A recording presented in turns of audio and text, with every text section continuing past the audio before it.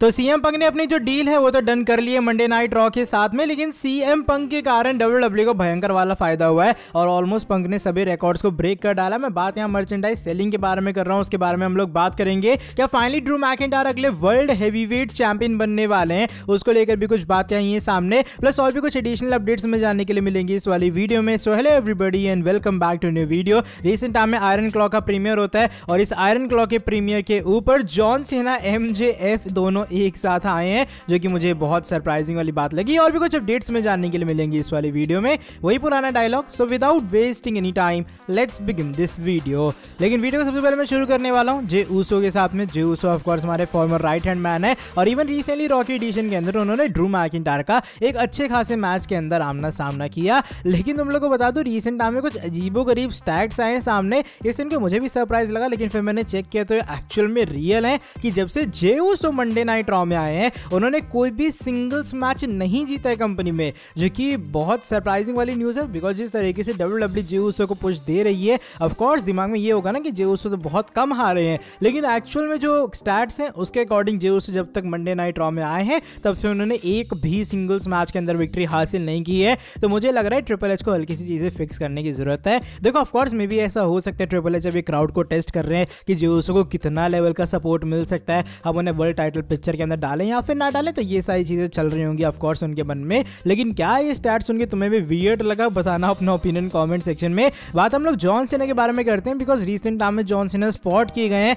और वो स्पॉट किए गए हैं एमजेएफ के साथ में। मतलब साल 2023 को ज्यादा क्रेजी ईयर बनता जा रहा है एज ए रेसलिंग फैन। हुआ क्या, आयरन क्लॉ एक मूवी है जो कि एक पूरे रेसलिंग लेजेंड के ऊपर बेस है, तो उसके ऊपर जो मूवी का प्रीमियर था वो आज था, जहां पर बहुत सारे wrestler even Baron Corbin, Liv Morgan हो गई एंड हमारे जॉन सीना एमजेएफ ये सभी भी विजिट किए थे। तो वहीं पर जॉन सीना और एमजेएफ ने अपनी फाइनली एक फोटो क्लिक करवाई है एक साथ, जो कि तुम लोग देख पा रहे हो अपनी स्क्रीन के सामने। अब बहुत सारे लोग यहाँ पर एमजेएफ को कह रहे हैं कि भैया एमजेएफ तुम एक सीधा पोस्टर के सामने अकेले क्यों खड़े हो, बिकॉज जॉन सीना का वही यू कैंट सी मी वाला जो फ्रेज है फैंस यहाँ पे भी एक तरह का उसे डिकोड करने का ट्राई कर रहे हैं। तो ये कुछ अजीबोगरीब तो नहीं कहूंगा, लेकिन ये कुछ अनप्रेडिक्टेबल सी अचानक फोटो आई है सामने। इस वाली फोटो को लेकर तुम्हारा क्या रिएक्शन है जब जॉन सीना और एमजेएफ एक ही फोटो के अंदर। अगली update recently Monday night raw की एंडिंग के बारे में जुड़ी है, बिकॉज रिसेंटली जो रॉ का एपिसोड था ऑफ कोर्स शो पर बहुत सारी चीजें हुई हैं, लेकिन शो की जो एंडिंग है वो फैंस को ज्यादा खास नहीं लगी और रिसेंटली फैंस ने इस वाली एंडिंग को क्रिटिसाइज किया है। जिन लोगों ने रॉ नहीं देखा बता दो, कोडी रोड्स और शिंजुके नाकामुरा का जो मैच है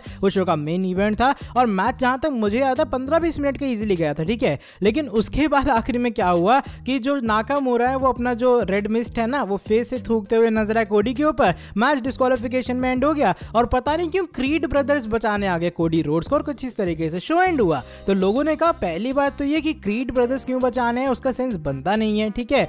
दूसरी बार यहाँ पर ये भी चीज है कि अपने जो कोडी रोड्स है वो इतने टाइम तक रेसल कर रहे हैं या फिर वो इतनी बड़े मैचेस में कम्पीट कर रहे हैं और नाकामुरा को हरा नहीं पाए एक सिंगल्स एक्शन में। तो ये कुछ क्रिटिसिज्म मिला एंडिंग को। बहुत सारे लोगों का ये भी क्लेम था कि भाई इससे अच्छा तुम लोग जो सेथ रॉलिंस जो सीएम पंक का प्रोमो था ना उसे मेन इवेंट करवा देते, रॉ का वो ज्यादा बेटर रहता। तुम्हें कैसा लगा रॉ के मेन इवेंट वाली एंडिंग या फिर आज के रॉ की एंडिंग, बताना कमेंट सेक्शन में। आई मीन बाकी रॉ का एपिसोड जरूर अच्छा था लेकिन एंडिंग मुझे भी हल्की सी वाहियात लगी। लेकिन अब चलो बढ़ते हैं इसके बाद वाली अपडेट की तरफ और ये जुड़ी है हमारे farmer WWE champion the Scottish warrior Drew McIntyre के बारे में। एंड क्या फाइनली जो ड्रू मैकिंटायर हैं अब वो डब्ल्यूडब्ल्यूई के अंदर अगले वर्ल्ड हेवीवेट चैंपियन बनने वाले हैं। जिन लोगों को नहीं पता है रिसेंटली एडम पियर्स ने फाइनली एक मौका दे ड्रू मैकिंटायर को उनकी वर्ल्ड हेवीवेट टाइटल फिर से कैप्चर करने के लिए, बिकॉज वो फेस करेंगे सेथ रॉलिंस का 1 जनवरी 2024 के मंडे नाइट रॉ के एपिसोड पे। तो ये यहाँ पर बात ऑफिशियली में कंफर्म हो चुकी है। लेकिन अब बड़ी बात है कि मैकिंटायर यहाँ पर वर्ल्ड चैंपियन बनेंगे। तो तुम लोग को बता दो अभी फिलहाल जो रिपोर्ट्स हैं उनके अकॉर्डिंग ऐसा कोई प्लान नहीं है डब्ल्यूडब्ल्यूई का, बिकॉज उनका जो मेन मोटो है वो है Seth Rollins versus CM Punk WrestleMania 40 के अंदर उस वर्ल्ड हेवीवेट चैंपियनशिप के लिए।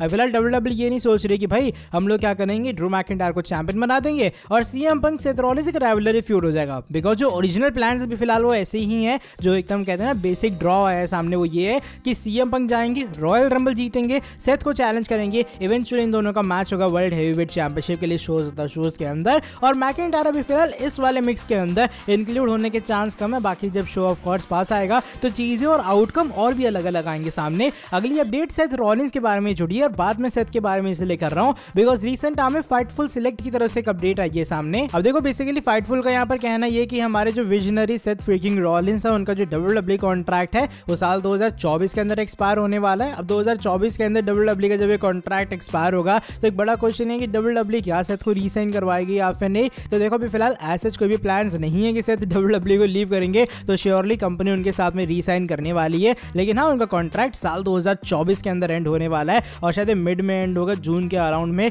तो Seth freaking Rollins surely WWE के साथ ही कंटिन्यू करेंगे और इसमें ऐसे कोई टेंशन वाली बात नहीं है। अब चलो बढ़ते हैं आज की हमारी नेक्स्ट एंड फाइनल स्टोरी की तरफ। ये best in the world CM पंक के बारे में जुड़ी है एंड रिसेंटली CM पंक को लेकर कुछ ऐसी बातें आई हैं सामने जो कि शायद तुम लोगों को बहुत सरप्राइज कर देंगे। बिकॉज अकॉर्डिंग टू रिपोर्ट्स, जो हमारे CM पंक है जब उन्होंने सर्वाइवर सीरीज वॉर गेम्स के अंदर कमबैक किया, उनकी मर्चेंडाइज सेलिंग एकदम आसमान छूने लग गई। यप, एकदम सही सुन रहे हो। रिसेंट टाइम में जो नंबर आया सामने में भी वो भी तुम्हें सरप्राइज कर देगा। यहाँ पर जो अपडेट आई है उसके अकॉर्डिंग WWE ने एक मैसिव मर्चेंडाइज सेल की थी जो कि 6 फिगर्स के अराउंड थी, यानी कि जो भी नंबर था वो 6 फिगर के अराउंड था जो कि WWE की मर्चेंडाइज सेल हुई थी। तो ये एक तरह का कहते हैं तुम एक अच्छा खासा ऑल टाइम जो रिकॉर्ड है वो CM पंक बना रहे हैं WWE कंपनी के अंदर अपने इस रन में। आई समझो CM पंक वापस आए तो ऑफकोर्स हर बंदा, जितने भी उनके पुराने फैंस थे वो उस चीज़ को खरीदेंगे। इवन बहुत सारे लोगों ने इसके बाद CM पंक को एज अ ड्रॉ भी कहा कि भैया ये तो एक्चुअल में ड्रॉ बन गए हमारे CM पंक WWE में आके। इस वाली चीज़ को तुम्हारा क्या ओपिनियन है जब CM पंक ने 6 फिगर्स की जो मर्चेंडाइज सेलिंग है वो की है कंपनी के अंदर अपने रिटर्न के बाद? और ये जस्ट तब का है जब CM पंक वापस आए थे और मुझे लग रहा है लगातार आने वाले 1-2 महीने के अंदर या फिर रोड टू रेसलमेनिया तक तो CM पंक श्योरली एक हॉट टॉपिक रहने वाले हैं। चलो by the way that is it for today video. अगर तुम्हें ये वाली वीडियो पसंद आई है, इस वाली वीडियो को तुम लोग नीचे लाइक कर देना। साथ ही में जो लोग चैनल के ऊपर न्यू है, सब्सक्राइब नहीं किया, सब्सक्राइब कर देना चैनल को, बेल नोटिफिकेशन को करना ऑन। अब मैं तुमसे मिलता हूँ आके नेक्स्ट वीडियो के अंदर बहुत ज्यादा जल्दी। Till then bye bye, take care.